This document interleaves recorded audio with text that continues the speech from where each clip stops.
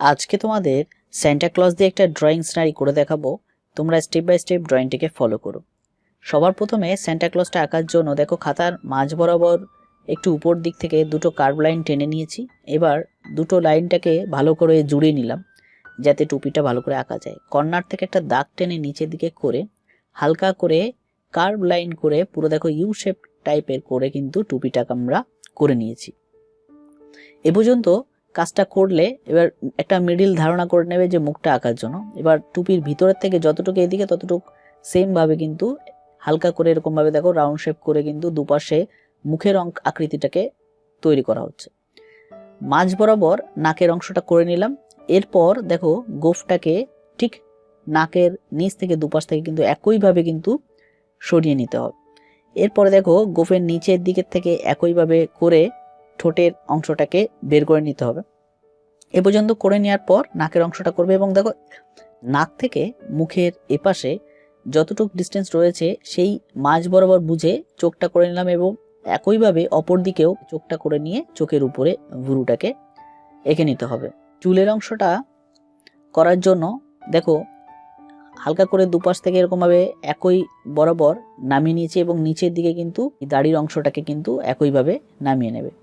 দেখো এভাবে চুল আর দাড়িটা নামানোর পর আমরা ক্রিসমাস ট্রি এঁকে নিচ্ছি। ক্রিসমাস ট্রি আঁকার জন্য এ শেপ করে নেব এবং নিচের দিকে হালকা কার্ভ করে জিগজ্যাগ করতে করতে কিন্তু জুড়ে যাবে। এটা কিন্তু তোমরা অবশ্যই কিন্তু নিচের দিকে একটুখানি কার্ভ করে নেবে, একটু সমানভাবে কিন্তু এই জিগজ্যাগগুলোকে করবে না। হালকা দেখো একটু ঢেউ খেলে যাচ্ছে এরকমভাবে করবে। এবং কতটা নিচে নামতে হবে এইটুক খেয়াল রাখবে যে নিচের দিকে গাছের এই গোড়াটাকে আঁকতে হবে, সেইটুক বুঝে তোমরা যে কটা এই উপরের পার্ট গাছের আসে সে কটাকেই করতে পারো। দেখো স্টারটাকে গাছের ঠিক উপরে দিয়ে দিয়েছি এবং স্টারের এই নিচের দিকে দেখো গাছে সুন্দরভাবে সাজানোর জন্য লাইটগুলোকে এরকমভাবে করে নিচ্ছি এবং যেসব লাইটগুলো বা সাজানোর জন্য যে অংশগুলো করা হয়েছে সেইগুলো করার জন্য কিন্তু এইভাবে সার্কেল করে নিয়ে আস্তে আস্তে কাজগুলোকে সম্পূর্ণ করতে হবে। এখানে তোমরা চাইলে স্টার দিতে পারো বা অন্য কিছু এঁকে কাজগুলোকে করতে পারো। সেম যেভাবে এই গাছটাকে আঁকা হয়েছে একইভাবে অপর দিকেও একই সিস্টেমে কিন্তু গাছটাকে আঁকবে। প্রথমে দেখো এই শেপ করে নিয়ে জিগজ্যাগটাকে করবে। এবার যে কটা পার্ট তোমরা করতে চাও যদি পার্টগুলোকে একটু ছোট ছোট করো, খেয়াল রাখবে যে গাছের গোড়াটা কোথায় গিয়ে দাঁড়াচ্ছে সেই বুঝে কিন্তু তোমরা সেই পার্টটাকে সেইখানে স্টপ করে দেবে।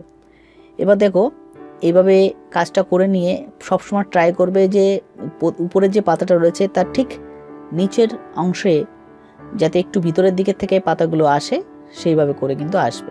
নিচের দিকে বরফের পুরো পাহাড় রয়েছে সেইভাবে কাজটাকে করে নিয়ে গাছের গোড়াটাকে হালকা এইভাবে টেনে দিলাম। এই পর্যন্ত করে নিয়ে যেভাবে গাছটাকে সাজিয়েছিলাম সেই সেম প্রসেসে কিন্তু এই পাশের গাছটাকেও সাজিয়ে নেবে। প্রথমে কিন্তু দেখো শরীরের অংশটা করে নিয়ে সেন্টা ক্লজের পরে করে নিলাম, কারণ দুপাশে গাছটা যখন হয়ে গেল তখন কিন্তু আমরা বুঝে গেলাম যে দুপাশে কতটুকু ডিস্টেন্স ফাঁকা রয়েছে সেই বুঝে কিন্তু আমরা এই গায়ের অংশটা করব। দেখো সেম একই প্রসেসে কিন্তু দুটো গাছকেই একই প্রসেসে সাজিয়েছি। এ পর্যন্ত কাজটা করে নিয়ে তারপরে দেখো পিছনের দিকে এই সান্টা ক্লজের পিছনের দিকে একটা সার্কেল করে নিচ্ছি, একটা চাঁদের সার্কেল আমরা এরকম করে নিলাম।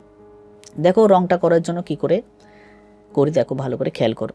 প্রথমে হোয়াইট কালারটা দিয়ে এই টুপির সাইড থেকে সুন্দর করে এরকমভাবে কাজটাকে প্রথম করবে, কারণ লাল কালারটা যদি চাঁদের ভিতর তোমরা বাই চান্স দিয়ে ফেলো সেই জন্য কিন্তু প্রথমে হোয়াইট কালারটা দিয়ে নেবে। যদিও বা লাল কালার চলে যায় স্ট্রেচার দিয়ে কিন্তু একটু ইরেজ করলে উঠে যাবে।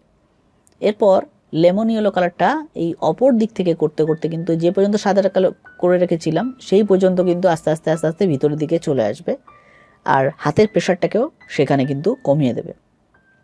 দেখো এই আউটলাইনটাকে যখন তোমরা করবে তখন যাতে দাগের বাইরে না যায় সেটাকে বুঝে বুঝে করবে। এবার দেখো দুটো পার্ট ভালো করে মেশানোর জন্য হোয়াইট কালার দিয়ে কিন্তু ঠিক এর মাঝ যে বরাবরটা সেটাই কিন্তু সার্কেল করে করে করে এই পুরো জায়গাটা করা হয়েছে। টুপির কালারটা করার জন্য শুধুমাত্র প্রাইমারি রেড বা রেড কালারটা দিয়ে এইভাবে কাজটাকে বর্ডারগুলোকে করে নেবে। কখনো রং করার সময় তোমরা খেয়াল রাখবে যেন মাঝ বরাবর কোনো গ্যাপ না থাকে, সেই জন্য পুরোপুরি কালারটাকে ভালো করে ভরাট করে নেবে প্রথমে, তারপরে আউটলাইনটা করে নেওয়ার পরে ভিতরে কিন্তু একইভাবে যেভাবে যে জায়গাগুলো ঘুরেছে সেইভাবে করবে। একটুখানি শ্যাডো বোঝানোর জন্য ব্রাউন কালারটা দিয়ে টুপির এক সাইড থেকে দেখো একটু ডার্ক করে ছেড়ে দেবো, এবং ঠিক গোড়ার দিকের অপর দিকেও কিন্তু একইভাবে শ্যাডোটা কোথায় পড়েছে, নিচের দিকে যে ছায়াটা পড়েছে সেই কালারটা বোঝানোর জন্য কিন্তু সেম প্রসেসে কাজটা করতে হবে। দেখো এরপর করার পর হোয়াইট কালারটা দিয়ে টুপির উপরে যে হোয়াইট পার্টটা রয়েছে সেই জায়গাগুলোকে আগে হোয়াইট কালারটা করে নিচ্ছি, যে আমরা এখানে ভালোভাবে অন্য অন্য কালারগুলোকে যাতে বোঝানো যায় সেই জন্য আগে কালারটা করে নিলাম। এবং এই হোয়াইট কালারটা দিয়েই, যেহেতু সান্টাক্লজের গোফে এবং দাড়িতে সমস্ত জায়গায় হোয়াইট কালারই থাকে, সেই হিসাবে আমরা প্রথমে কিন্তু হোয়াইট কালারটা সমস্ত জায়গায় এরকমভাবে দিয়ে নেব যাতে একবারে কাজটা মিটে যায়। দেখো এইভাবে যেমনভাবে যে পাশে ঘুরে ঘুরে নেমেছে সেইভাবে কিন্তু রঙটাকে করে নেব। এবার গ্রে কালারটা দিয়ে টুপির এক পাশে, যেহেতু মাথার আকৃতি গোলের এই সাইডে যে রাউন্ড শেপ যেটা রয়েছে আর কি, সেটা বোঝানোর জন্য কিন্তু এইভাবে দিয়ে আস্তে আস্তে কিন্তু অপর দিকে কিন্তু হালকা করে রাখবে, আর অপর দিকেও সেমভাবে করে রাখবে। গ্রে কালারটাই সামান্য একটুখানি গোফের নিচ থেকে করতে করতে উপর দিকে স্ট্রোকগুলোকে দেবে, এবং চুলের পাশ থেকেও এরকমভাবে হালকা করে, বেশি একটা প্রেশার দিয়ে স্ট্রোকগুলো দেবে না, হালকা করে এরকমভাবে স্ট্রোকগুলো দিতে দিতে নিচের দিকে চলে আসবে। গোফের নিচে এরকমভাবে স্ট্রোকগুলোকে দিয়ে নেবে, দুপাশ থেকে ভালো করে এরকমভাবে কাজটাকে করতে করতে নিচের দিকে চলে আসবে। সম্পূর্ণ কাজটা যখন হয়ে যাবে তখন কিন্তু আবারও সেই পুনরায় হোয়াইট কালারটা দিয়ে ভালো করে মিশিয়ে নেবে, যাতে যদি মনে হয় যে কোনো জায়গায় স্ট্রোকগুলো বেশি হয়ে গেছে সেই সব জায়গাগুলোকে একটু হোয়াইট দিয়ে ভালো করে মিশিয়ে নিলে এটা আরও ভালো ফুটবে। দেখো এই কাজটা করে নিলাম। এবার টুপির শেষ মাথায় যে হোয়াইট পার্টটা আমরা রেখেছি সেখানেও হোয়াইট কালারটাকে প্রথমে করব। হোয়াইট কালারটা সার্কেল করে করার পর একইভাবে এরও আবার যে শ্যাডোটা বোঝা যাচ্ছে সেই শ্যাডোটার জন্য গ্রে কালারটাই ইউজ করছি এভাবে করে নেওয়ার জন্য। দেখো কিছু কিছু অংশ হালকা একটু প্রেশার দিয়ে দিচ্ছি, যেটুকু প্রয়োজন ঠিক সেটুকুই তোমরা স্ট্রোকগুলোকে বুঝিয়ে নিতে পারো। এরপর অরেঞ্জ কালারটা মুখের দুপাশ থেকে করবে এবং হালকা করে ভিতরের দিকে একটুখানি অ্যাঙ্গেল করে উঠবে। আবার সেম একই প্রসেসে অপরের দিকে কিন্তু সেম একইভাবে করবে। দেখো দুপাশ থেকে করার পর নাকের আউটলাইনগুলো দিয়ে আমি কাজটাকে করছি এবং এই কপালের উপরের দিকে হালকা করে করেছি। পিচ কালারটা ইউজ করে অরেঞ্জ কালারের সঙ্গে ভালো করে মিশিয়ে নেবে, এমনভাবে মেশাবে যাতে কোথায় পিচ কালার করা হয়েছে এবং কোথায় অরেঞ্জ কালার করা হয়েছে যেন হট করে দেখলে বোঝা না যায়। দুটো ভালো করে মিশিয়ে নেবে, যে ডিপ থেকে লাইট হয়ে গেছে সেইটাই যেন শুধু বোঝা যায়। এটা ভালো করে খেয়াল করে তোমরা কাজটাকে করবে। যারা বিগিনার রয়েছে তোমরা এই কাজগুলোকে করলে দেখবে তোমাদের কালারগুলো আস্তে আস্তে ফোটাতে পারবে তোমরা।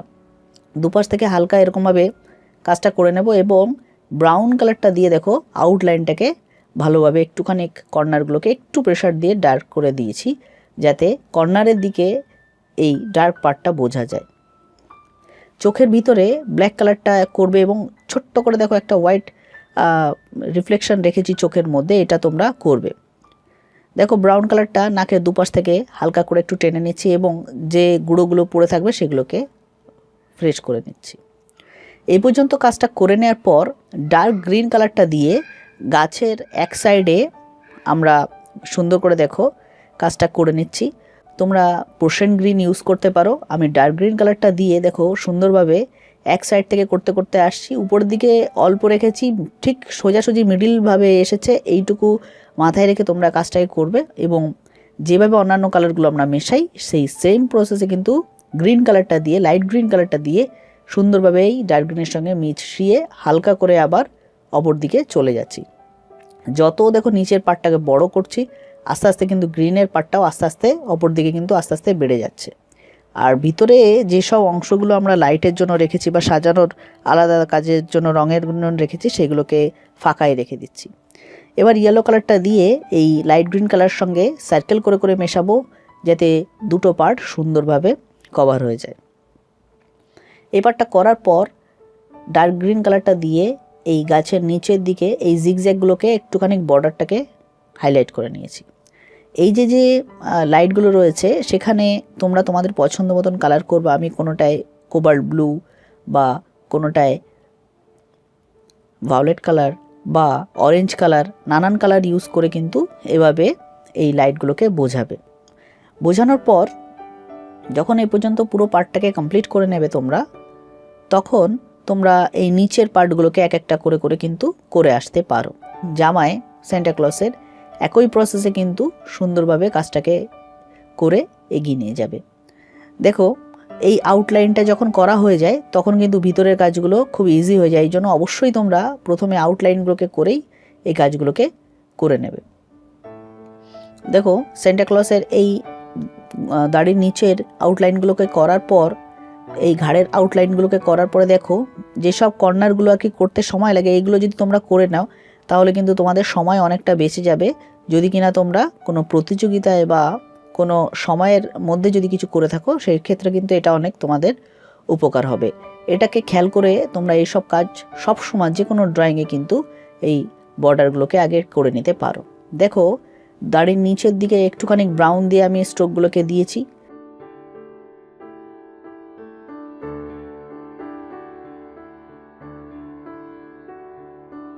ঠোঁটেও অরেঞ্জ দিয়ে পিচ কালারটা দিয়ে ঠোঁটের পার্টটাকে বুঝিয়ে নিয়েছি। এবার হালকা করে একটু কালো কালারটা দিয়ে এই বর্ডারগুলোকে করছি, যাতে এই অংশটাকে একটু হাইলাইট করে বোঝানো যায়। তোমরা এই কাজটা যখন করবে তখন ব্ল্যাক গ্লাস মার্কিং পেন্সিল দিয়ে করতে পারো, আমি ব্ল্যাক কালার দিয়েই করছি। এই কাজটা করার সময় কিন্তু খুব সাবধানে করবে, না পারলে দরকার নেই এরকম নর্মাল রেখে দেবে। দেখো এই পর্যন্ত করার পর এই চাঁদের অপর দিকে স্কাই ব্লুর বর্ডারটা দিয়ে নিচ্ছি প্রথম। এবার দেওয়ার পরে দেখো এরপরে যদি তারা বোঝাতে হয় তাহলে কিন্তু এই তারাগুলোকে আগে ফোটা ফোটা দিয়ে নেবে। এবার দেখো যেহেতু এই প্রথমে দিইনি কারণ লাইট কালারটা ছিল সেই জন্য প্রথমে দিইনি। এবার দেখো এই কাজটা আস্তে আস্তে এই বর্ডারগুলোকে সুন্দরভাবে আগে করে নিতে হবে। দেখো কাজটা কিন্তু খুবই সিম্পল, কিন্তু তোমরা সুন্দরভাবে যদি করতে হয় তখন কিন্তু তোমাদের এই চাঁদের যে রাউন্ড শেপটা যেটা রয়েছে সেই রাউন্ড শেপটা বুঝিয়েই কিন্তু তোমাদের এই কাজটাকে করতে করতে দেখো এই কালারটাও রাউন্ড হয়ে যাবে। সেই জন্য স্কাই ব্লুর পর কোবাল্ট ব্লু কালারটা দিয়ে এর সঙ্গে ভালো করে মিশিয়ে মিশিয়ে কাজটাকে করবে, যেভাবে রাউন্ড শেপটাকে আমরা করতে চাই। যেমন অপর দিকে যে ডার্ক পার্ট যেটা রয়েছে সেটা ডার্কভাবেই আমরা কাজটাকে করে নেব। এই পর্যন্ত সম্পূর্ণ কাজটা করার পর এরপরে অপর দিক থেকে পোর্শন ব্লু কালারটা দিয়ে এই অংশগুলোকে পুরোপুরি কভার করে নেব। দেখো এই পোর্শন ব্লু কালারটা যখন করছি তখন কিন্তু এই কোবাল্ট ব্লুর সঙ্গে এমনভাবে মিশিয়ে নিতে হবে যাতে কোথায় ডিপ। গাছের গোড়া ব্ল্যাক এবং ডার্ক ব্রাউন কালারটা দিয়ে গাছের গোড়াটাকে করার পর আগে মাটির নিচের দিকে যেখানে বরফের একটা পরত পড়ে রয়েছে সেখানে কিন্তু হালকা করে হোয়াইট দেওয়ার পরে স্কাই ব্লু কালারটা উপর দিক থেকে হালকা হালকা করে কাজটাকে করে নিতে হবে। দেখো স্কাই ব্লুটা এরকমভাবে করে নেবে, তারপরে আবার হোয়াইট দিয়ে কিন্তু ভালো করে জায়গাটাকে মিশিয়ে নিচ্ছি।